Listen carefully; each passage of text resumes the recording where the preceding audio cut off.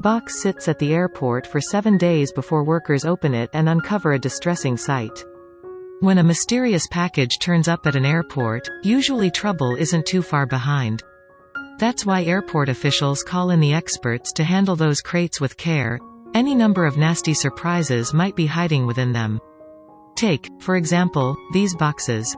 Employees at 2 separate international airports picked up a small, unmarked crate as part of routine safety inspections.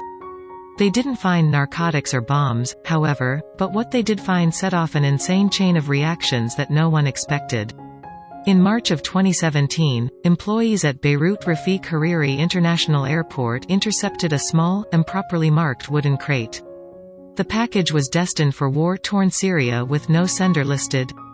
Something was suspicious. Before we begin, make sure you smash that like button, subscribe to our channel, and click the notification bell for more amazing videos. To the horror of airport employees, 3 Siberian tiger cubs had been stuffed inside the crate. In the extremely confined box, they were unable to even stand up. Surprisingly, their situation was worse than it looked. The tigers were starved, dehydrated, and covered in maggots. Bodily fluids coated the walls and floor of the tiny crate. The craziest part? Thanks to animal trafficking laws designed to give zoos more access to tigers, it was all legal. As investigators found, employees at a zoo in Ukraine shipped the tigers to Samir al-Husseinawi Zoo in Damascus as part of a shady deal. Customs allows the shipping of tigers and other exotic animals. But luckily, bureaucracy held the tigers up at the Beirut airport. The box hadn't been labeled with "this side up" arrows. With time to act, the animal rescue group Animals Lebanon, AL, petitioned a local judge for permission to open the box. After the tigers spent 7 days at the airport, Lebanese officials ordered the cubs be released to Animals Lebanon, because of significant concerns for their health and welfare. AL rejoiced, but had a lot of work to do. Specialized veterinarians examined the cubs and found their paw pads were raw and red from being covered in urine, as were their back legs and thighs, AL noted. The AL team cleaned, vaccinated, and disinfected the now free cubs.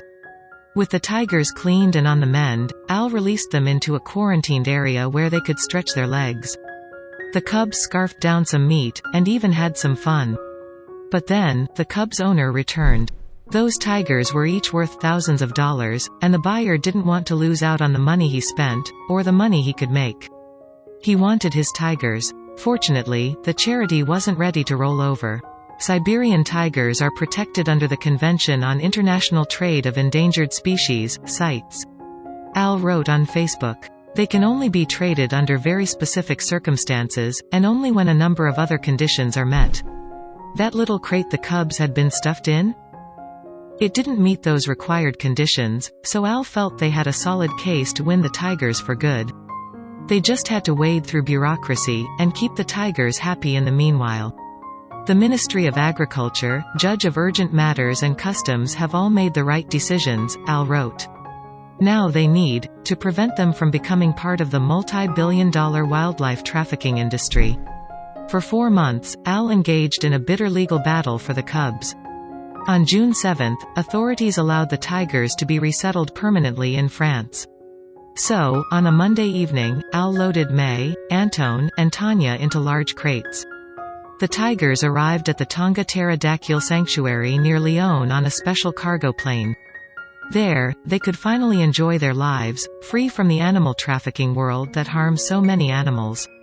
Their story, however, was not so unique. That multi-billion-dollar industry is the engine for similar animal sufferings for years. In March of 2018, for instance, officials at the Tijuana International Airport in Mexico encountered a situation that was all too familiar. There, on-duty canines sniffed out an unmarked box also poked full of holes. Officers seized it and found wood shavings, plus 2 extra surprises. Looking up at officers were a jaguar and tiger cub, both scared, starving, and exhausted. Both are endangered species due to illegal hunting for the acquisition of their skin, Policía Federal de Mexico said on Facebook.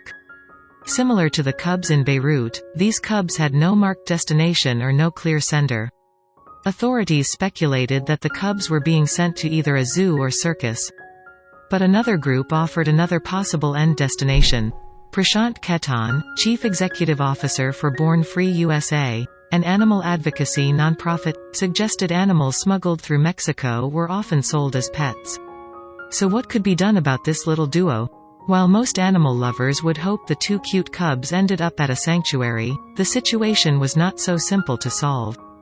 What ultimately became of the cubs is, at the moment, unknown. In the US, we don't prohibit big cat transportation overall, Prashant said. It's hard for me to judge that this market exists when the government enables people to do it as a business. Unfortunate, indeed. Luckily, within the sinister world of animal trading, organizations like Animals Lebanon fight for defenseless cubs. And nowadays, with all the odds stacked up against tigers, it is more necessary than ever for them to have allies. On January 28, 2018, a man named Alexei Kaidaev tried leaving his home, only to realize that he couldn't move his front door. Try as he might, it simply wouldn't budge. Something seemed to be blocking his way. Alexei lived in a remote part of the world on the edge of a Siberian village called Solentsovy. There, you'll find plenty of snow and incredible wildlife. Mysterious door jams, however, weren't so common. Alexei's neighbor Galina said, he wanted to go out to the yard, but his door was pressed by someone from outside. Through a crack in the door, he could hear something strange. It sounded like a low growling. Alexei took a peek outside, and he was immediately shocked. There, right outside his front door, was a fully grown Siberian tiger. How the heck did she get there?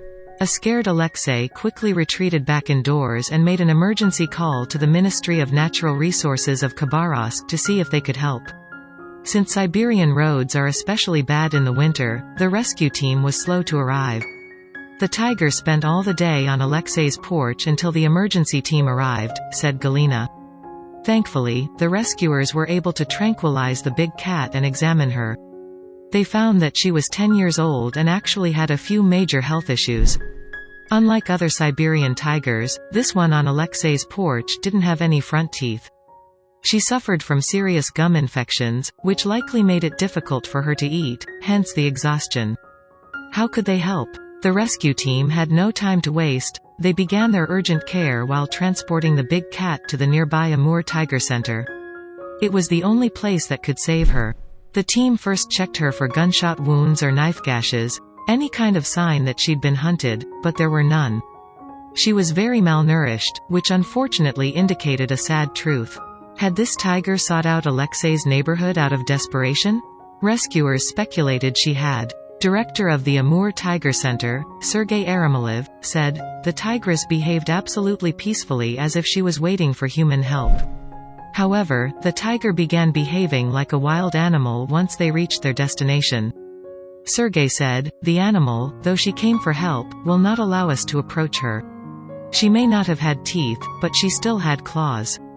Sergei elaborated on just how complicated that made matters. In her current physical condition, it is deadly to put her under an anesthetic, yet without this, it is impossible to carry out active treatment.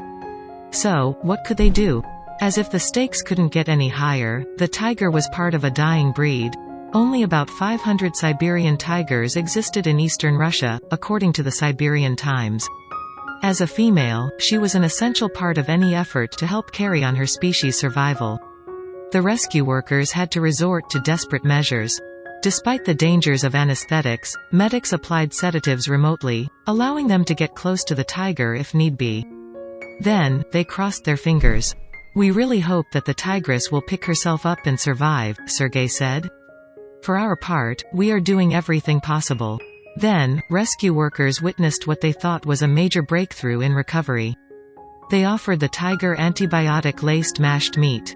Previously, she wasn't able to consume solid food, but now she suddenly decided it was time to attempt to eat meat again. Had she made the ultimate turnaround? Sadly, it wasn't a sustained success, and in early February, the tiger once again stopped eating. She was in a hopeless state, said Viktor Kuzmenko, another executive at the rescue center. There was no fat on her. Age and illnesses took over, Viktor added sadly. The illness had natural origins, and though veterinarians did everything they could, it just wasn't enough. In the end, it was something she would have to beat on her own. Sadly, on February 10, just 2 weeks after the weak tiger was found on Alexei's doorstep, the animal couldn't fight any longer, and she passed away at the rescue center. Nothing could have saved her, Victor said. Since tiger preservation has become a priority worldwide in recent years, the species' numbers have steadily climbed. Still, it's terribly sad that this tiger was unable to survive. It only further proves that we need to do everything we can to save these beautiful animals.